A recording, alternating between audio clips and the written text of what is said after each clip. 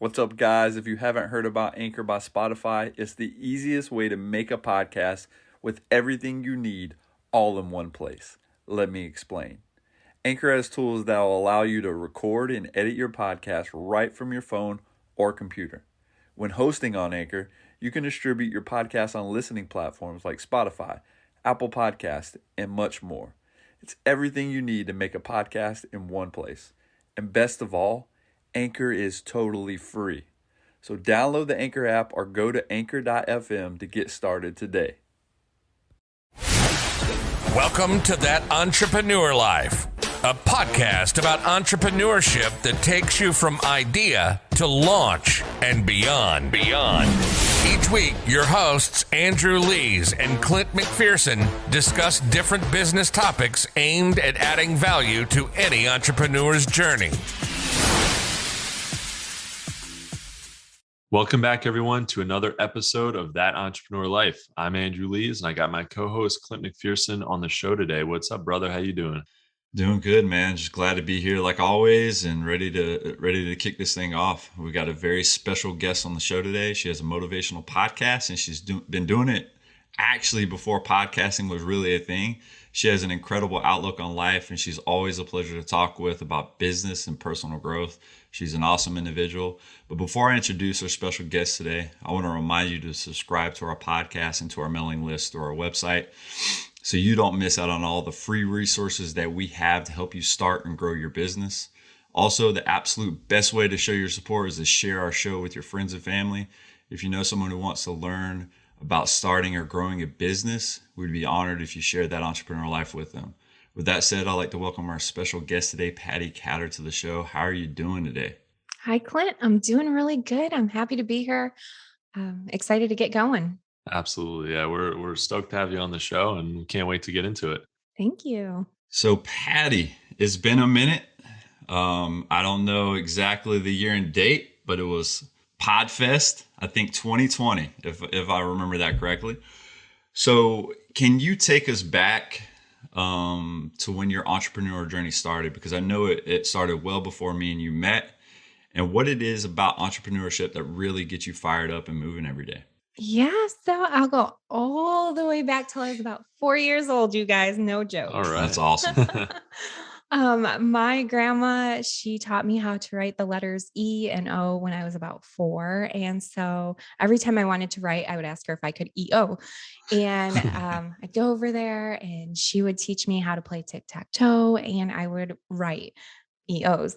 I would ask a lot of questions like, Grandma, what did you do today? And I would just start quizzing her, right? And I'd start pretending like I was writing everything that she was saying down. So it kind of started there. And then around 5th grade or so, my friends and I on the playground, we would pretend like we were reporters and journalists. In 10th grade, I started writing for a newspaper in Flint, Michigan. The Flint Journal had a section for teenagers to write in, and it was called Word Up. So that was really, really the first real newspaper that I wrote in. And I figured out then that I could make change. I wrote an article about our lunches at school and how disgusting the pizza was and their hamburgers. And the next day after the article came out, the principal called me down to the office, and I was afraid I was going to get in trouble. But they told me that they were actually changing the entire school menu. So that was really cool. And you didn't even have to run for student government to make that happen. No, I was actually sort of shy in high school. Like I had a lot of friends, but I didn't really put myself out there. I was just like I was friends with everybody. But I didn't try to run for anything. I wasn't like any more important than anybody else in the school. So I just kind of through life, I guess I've just always tried to make differences. And I think that comes into play with the entrepreneur side of things of me or for me, because I believe that I want to make a positive difference in the world. So whatever it is, whether in 10th grade writing in the Flint Journal, or I was a CEO and chief editor of a newspaper for teenagers later as an adult, I was always interested in helping other people get to where they needed to be. And so that's kind of how it started. Love it. That's really Adding cool. value. That's what it's all about. Mhm. Yeah. Yeah.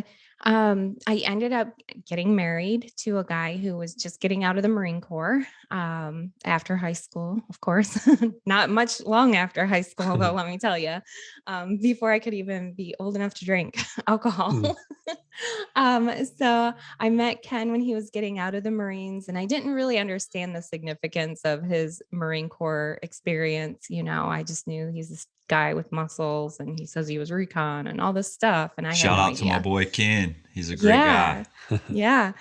Um, so during the time where I met Ken and he had just gotten out of the Marines is when I was chief editor for a newspaper for teenagers and brought some kids together and they started writing about different things going on in the community. It was called Positive Attitude, go figure. And I was also a police reservist in Saginaw, Michigan, and Ken was a police officer after he was out of the military, and he was an entrepreneur. He owned a very successful power washing business in Michigan. So I guess what happened is after 9/11, Ken had it on his heart to join the military again. And during that point, I was still in the police reserves. We had a good life. We had 30 acres, a nice huge house in Michigan. His job was set for life if he wanted it at the police department. Wow. But he really, really wanted to go back into the military because our recruiters were having a hard time recruiting after 9/11. It was 2005 at that point, and he wanted to go in, and it was driving me crazy watching him watch all this military channels and stuff on TV. And I was like, if you want to do it, just do it, dude. Let's just do it. Yeah.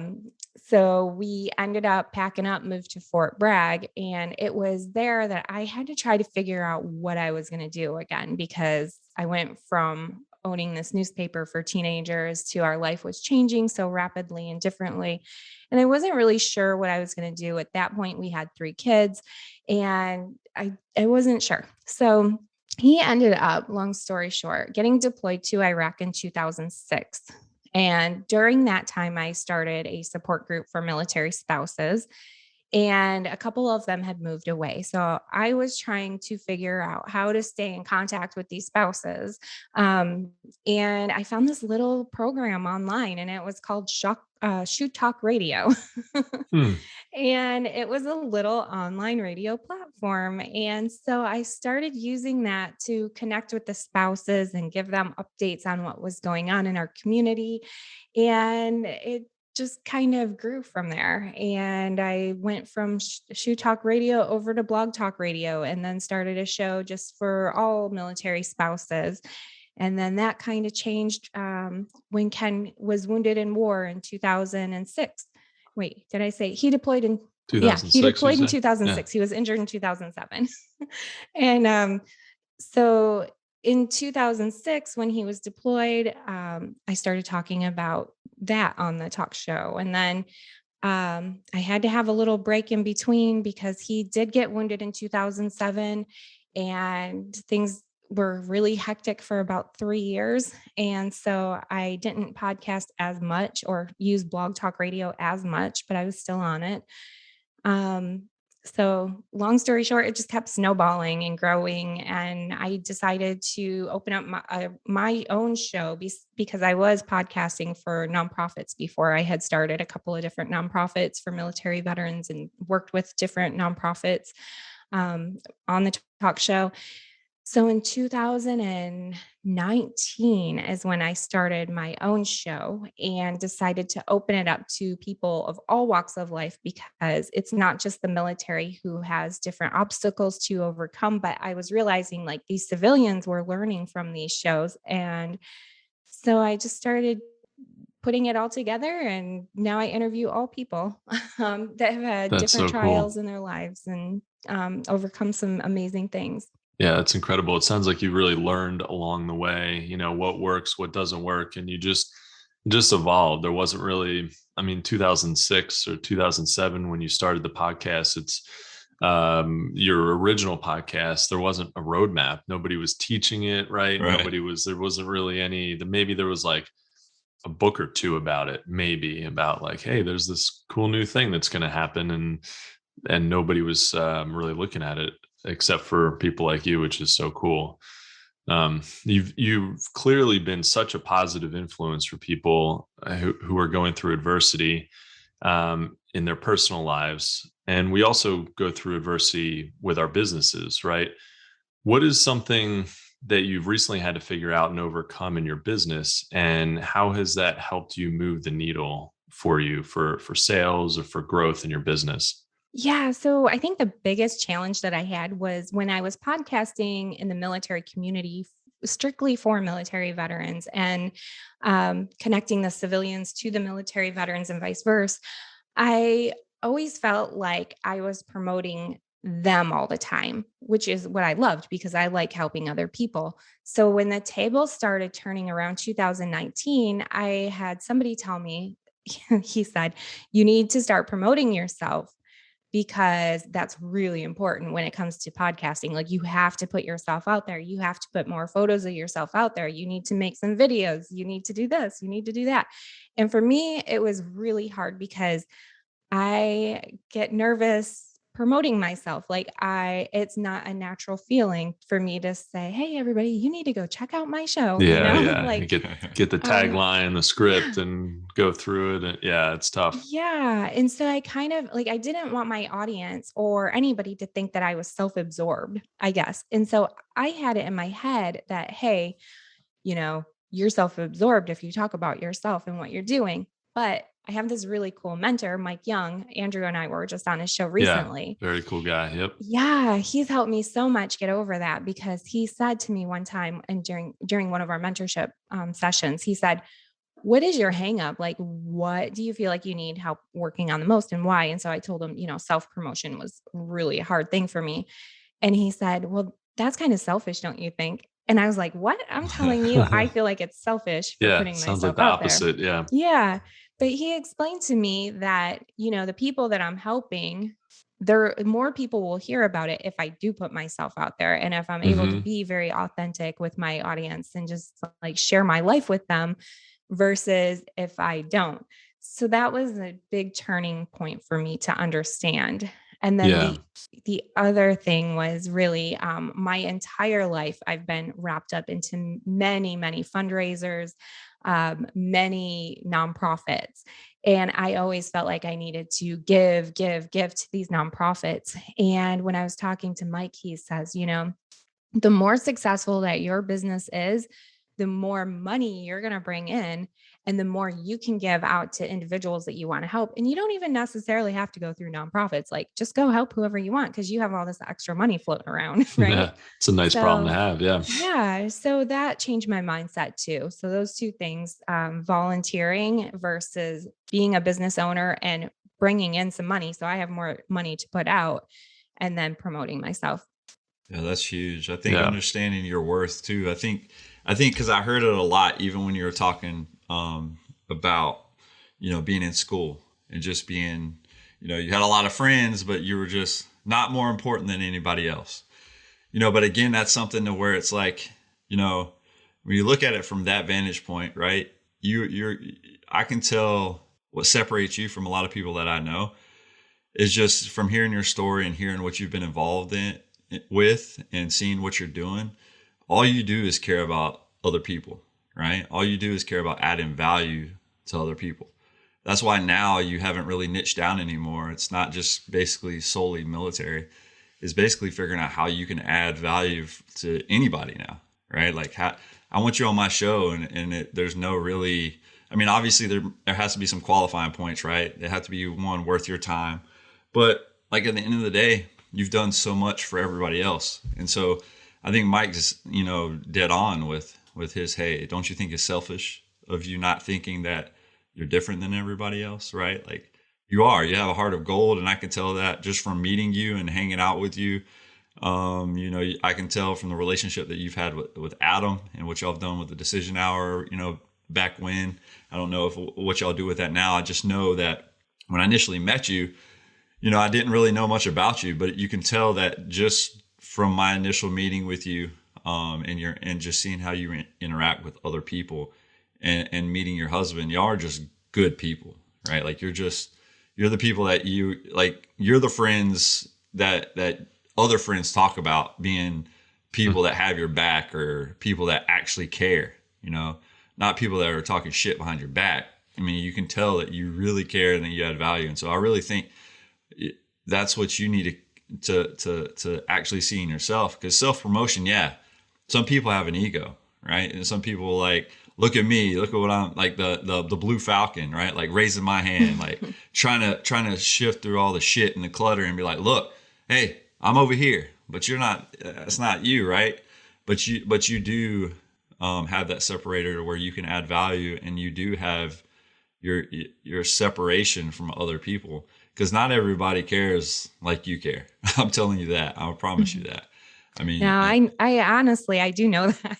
Yeah, I mean, there's not many people but that's what, if you know that, you just like, self promotion is where it's at, because you have this aura around you, like you shine, right? Like it's one of those things when you can tell somebody's authentic, right? And I'm not that kind of person that sees colors and all that stuff and say, oh my gosh, you're orange or you're purple, but like seriously, certain people glow to me, and you're one of them. And so just know that it doesn't go unseen. So I don't know if you're ever being, somebody thanks you or whatever they do, but I mean, just know that what you do, it doesn't go unnoticed. Thank you. I have learned a lesson too that might resonate with your listeners. There have been people that I met way back in 2005, 6, and I kind of lost contact with them, or you don't hear from them anymore. And all of a sudden somebody will pop up on Facebook or something, and they'll write and they'll say something like, oh, do you remember that one time you were speaking in 2010 and you were here and like you said something and it changed my life. Like you Wow, don't that's know. incredible. Yeah, you really don't know the impact that you could have on people. So like back then was one of my hardest, like it was a hard time in our lives. Like I had been homeschooling our kids because Ken was wounded and all this stuff was going on, and taking him to doctor's appointments and trying to be on the talk show. And I thought, is this actually really making a difference? Because, sometimes it'll be kind of quiet. And then all of a sudden, all these years later, you have people writing and they're like, "Whoa, you changed my life." And I'm like, wow, that's cool. That's incredible. And that's where it's almost selfish to keep that from people, because they need that. People need that. They need that guidance. Just like if you look at the people who you're looking for help from, like Mike Young, if he wasn't confident in what he can do and help you with and promote himself, you may have never connected with him, and then you may have missed out on that opportunity for him to be able to help you. So it goes the same way, with you. I think you have to have, it's not good to be cocky, I don't think. And there's a huge difference between cockiness and confidence, but be confident it's good for all of us to be confident with what we bring to the table, and, how we can help people and add value, because people they need help, they need help with whatever it is that they're trying to do, whether it's marketing or product development, or they need, they're going through a really rough patch, and they need somebody like you to really lift them up. I mean, that can be any one of those things, can be totally life-changing. So it's so important to know that, and know that you got to keep pushing through. And like you said, there are so many kind of quiet times, and that's entrepreneurship. When you said that, I thought, oh, it's got to be part of the definition of entrepreneurship. There's just these quiet times where you feel like nothing's happening. You're not making a difference. You're not connecting, but then you keep doing it. And then somebody pops up and they say, oh, that thing that you did, 5 months ago, that really impacted the way that I see business or life or whatever. And like, that makes it all worth it. Yeah. One week I thought I would just skip a show and I had a few different people reaching out like, is it broken? Like something's not working. WTF, come on. You're like, no, just one show. I got to take a break. Yeah. No, that's cool. It's just important to show up and, as much as possible. Yeah, for sure. It's true. It's really true. Yeah, there's so many times where me and Andrew, I mean, the good thing and the benefit between me and him doing this is like, if for some reason we have something going on, one of us can just roll with it. Right. Yep. And so that is a huge benefit, having a 2-person show. But also there's been a lot of times where we're both like don't even feel it. Don't even want to record. Not excited. Yeah. But we just keep going on, and we're over hundred episodes later, or whatever we're on right now, like 104, 103, whatever it is. This is like we made that happen by continuing to show up every day. And a lot of people throw in the towel early, and you don't want that. You just got to keep moving. The same thing with entrepreneurship in general. It's just like you got to keep it going. You got to know that you're spending time adding value to somebody's life, and eventually somebody's going to hear it, and eventually somebody, like you said, will follow up with you and say, hey, and maybe in a time like you said when you were struggling, it wasn't probably the peak of your entrepreneurial journey, but they still heard you, and they still are saying, hey, you made an impact on my life, and that is huge. And I'm sure that made you feel good inside, and validate and to validate any other listeners out there that just because you're not seeing the results right now doesn't mean you're not going to see them later. So just you got to keep plugging along. Yeah, that's definitely true. I remember one time I recorded this episode and I was really struggling that week. One of my friends had just died and it was just like a really, really, really rough week. And I thought about taking that week off, but I went ahead and I did it anyways. And I talked about what happened because it was a veteran that I knew who had overdosed. And so I talked a lot about it. Well, long story short, the next week, Arlie Emery had heard about my show and I asked him to be on it. And so he came on my show because I put myself out there and I was really vulnerable. And it showed that, I'm human and it's important to be authentic on our shows, I think. And I think that that's what you guys are doing too. And it goes to show you that even when you're kind of feeling weak, you can still give a lot of input that's going to help other people because there's a lot of other people probably going through some of those same challenges. Yeah, exactly. I mean, it keeps it real, and vulnerability is huge. I mean, a lot of people can relate to that, right? I mean, a lot of people can either say, "Oh man, I'm going through the same thing," and then it makes you just more popular to them in their eyes because again, you're not everybody can come out and put their heart out in front of everybody or talk about or just like you said, they'll just skip whatever they planned on doing, or I'm not going to do that today because life is happening, right? Death is life. Like just there's always going to be a curveball along your journey. In whatever you do, you don't have to be an entrepreneur. You can just be somebody living life. Life's going to happen, right? And so but it's important to not let life really always dictate how you react, right? Because we can control how we react to situations. And I think really when something happens, you always got to sit back and say, hey, if I can do this right now, is this going to actually help? Because I think one, it can be good therapy for you or an individual that is going through something at that time. And then two, to like actually just get it out, because most of the time human beings, we internalize a lot of things and we don't let it out. And then it gets boxed up. And then one day that box is just going to pop open, right? Or we're going to explode and it's going to be terrible to where when you could have got it off your chest or said that thing or recorded a podcast and tell everybody how you're feeling right now. I mean, that vulnerability and showing your true self, I mean, dude, so many people can relate to that. And again, that's another separating factor because I think, again, we don't do that a lot just as individuals. We try to internalize everything and say, okay, we can handle this. I can handle that. And I do that. I'm terrible at that, right? And then it does explode. And you want to limit the explosions for sure. Yeah, definitely. While I have you guys here, I'll tell you something I've been working on behind the scenes to kind of help me with all this stuff. Yeah. So when Ken was deployed, I found out about something called guided meditation. And at first I thought it was going to be like really hokey. But I tried it and it actually worked for me because I had like all these different thoughts, like, just so much going on.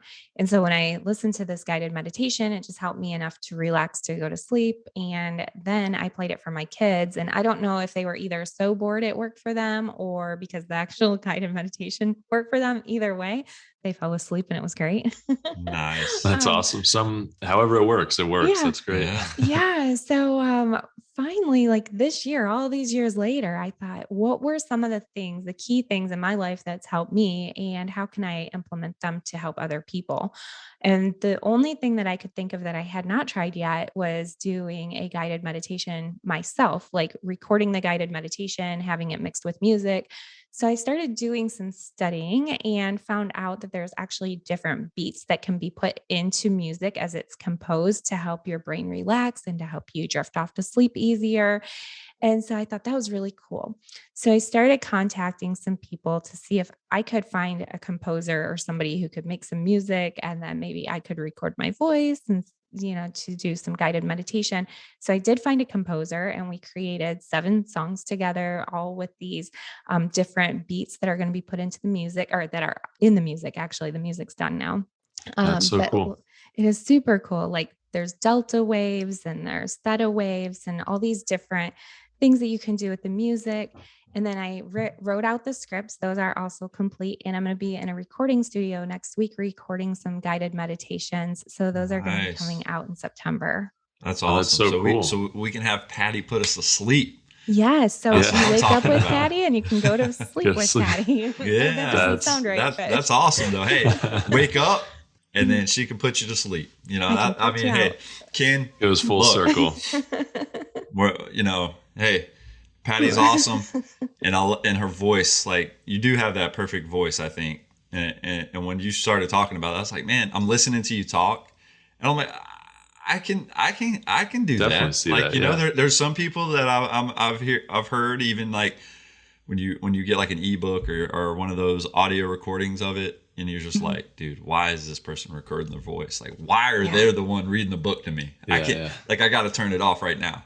But you have that voice to where I can see you doing a guided meditation. That is on point. That's awesome. Thank you. Yeah, Yeah. it's funny because my own voice used to kind of irritate me before. I thought it sounded like a little too high or a little this. Yeah.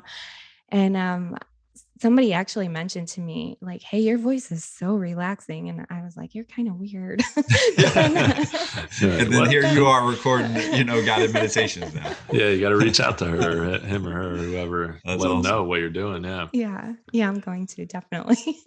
That's so cool. I mean, and it's like that's something pretty simple that people can do that can actually, help put them in a good mindset. Going to sleep with the right mindset is, I think, really important. For sure. It's easy to just throw on Netflix and watch an episode of something, which can be good. And, if it's something funny, maybe. But I think the less screen time, the better. Yeah. So if you can do something to kind of help you fall asleep and get you in a good mindset, that's so cool.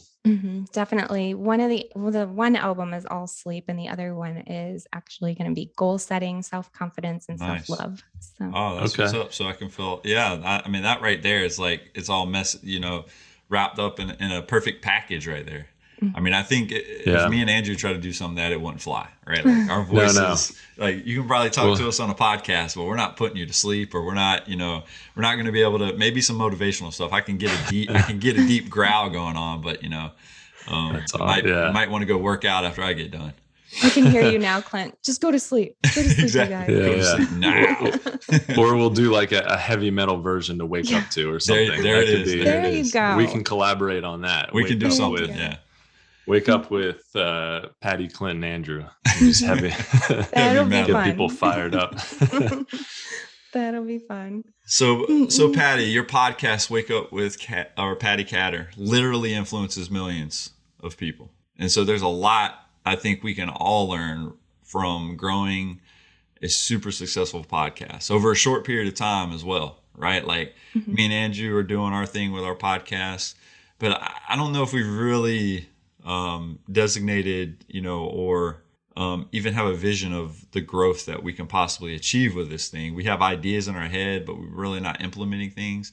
But what do you think are the most important things you've done to grow your podcast to the level it is now, that somebody that has a podcast now or will decide to do a podcast in the future can really benefit from?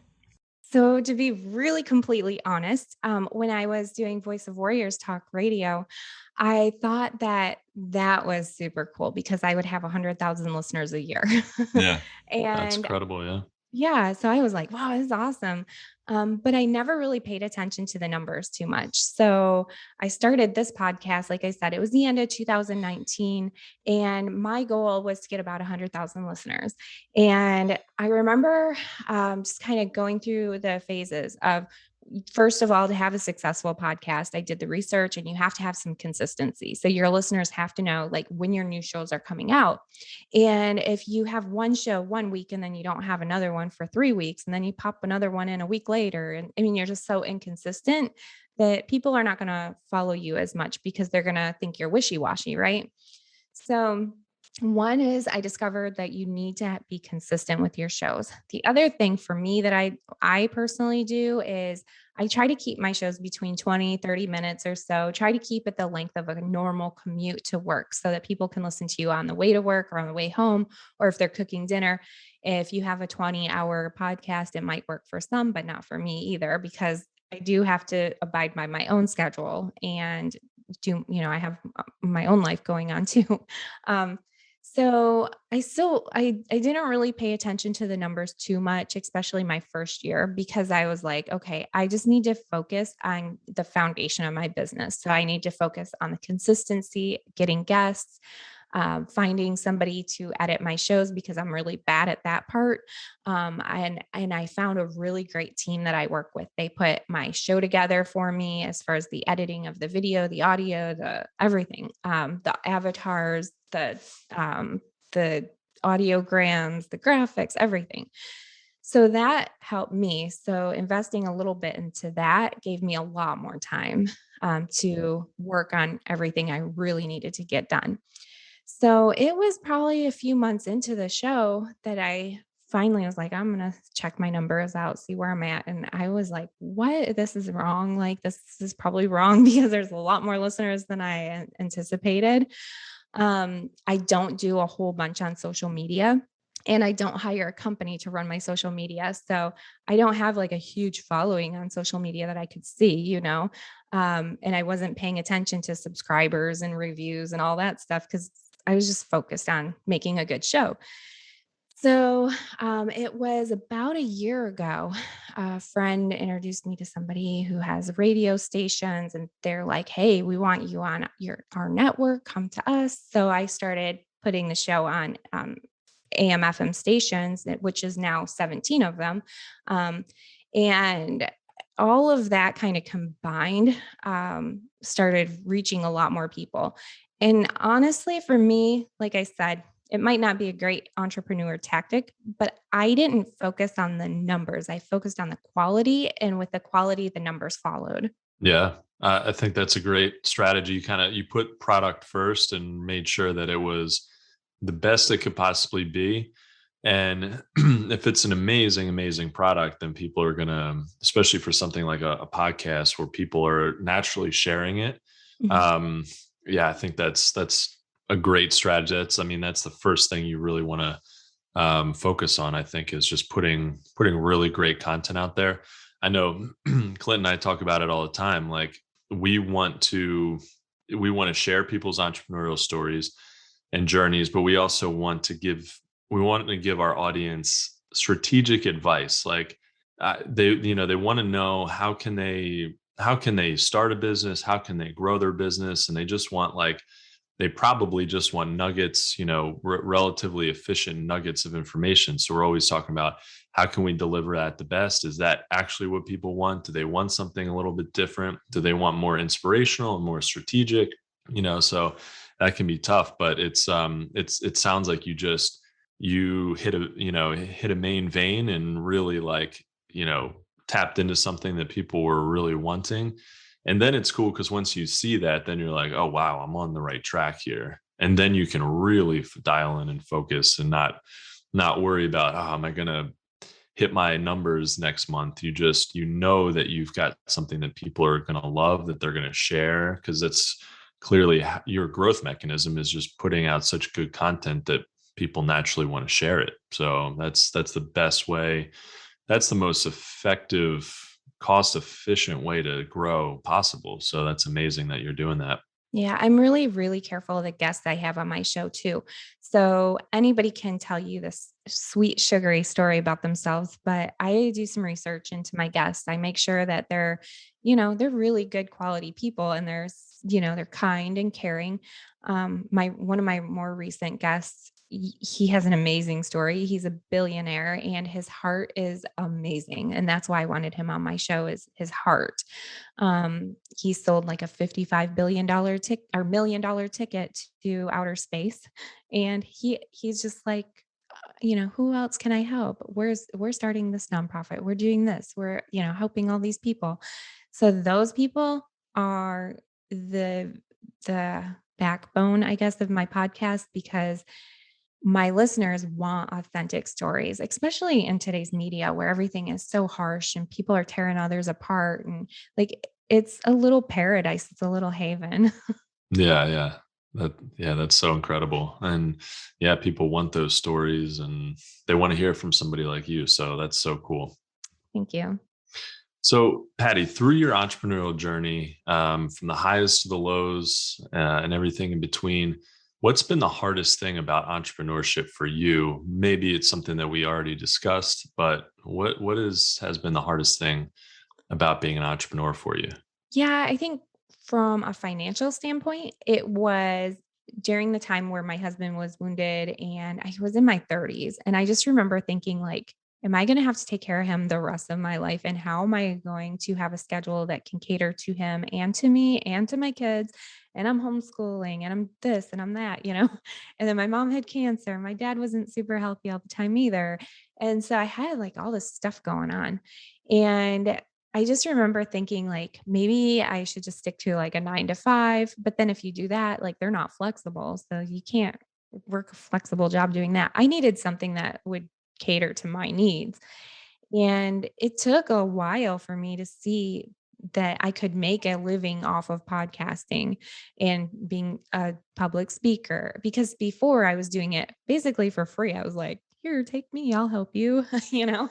Um, but I had to learn to kind of turn that around. And so now I have a career where I am very mobile. I can go where I want. I can take my setup with me if I need to, if we need to go somewhere. I schedule my guests at certain times. So financially, I would say that it was definitely a challenging time to figure out what I could do financially for our family with all of the stuff going on. And then I think the second thing that happened was, over the years, there were several times that I had to go through all these different crazy trials, like friends who ended up being suicidal because they were combat veterans and they weren't dealing very well in life after combat, and you're trying to help them. Or Ken has had so many things going on with his health and multiple surgeries. And I want to help him. And then I just always have a heart to help everyone else. And my mom died in 2015 of cancer. 7 months later, my dad ended up taking his life. And it's not just the actual business part of things that entrepreneurs are always labeled for. You always think of, oh, your business finances, your business partners, everything business. But people tend to forget you have a family life going on too, and you have friends. And so it's meshing all of those things together to work together and to work through. Hmm.